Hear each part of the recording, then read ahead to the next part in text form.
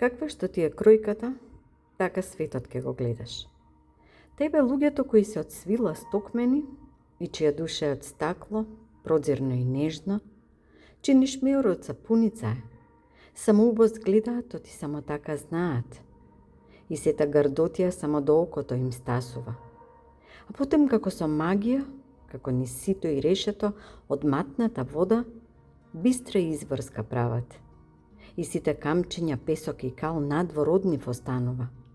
Само љубов научиле во себе да збираат, само љубов знаат од себе да дадат. Билото ти каква ти е кројката, таков и опулот ти е. Оти на лош човек ќе му пречи и тој мал бел облак на сета синевина на небото. И во градина полна цвеќе ќе му засмета едно пожолтено ливче. На руба со срма навезена кончето што штрчи во око ќе му влези.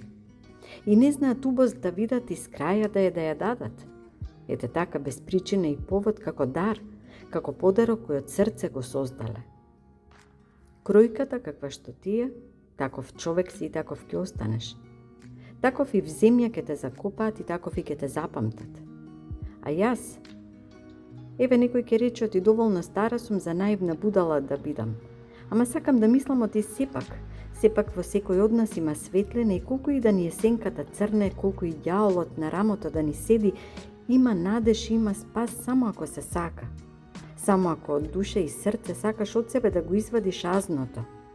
Оно што ти прави да ти пее пилето внатре, оно што прави да ти се плаче од среќа, оно што прави да посакаш рака да подадеш, оно што смеа однатре ти буди.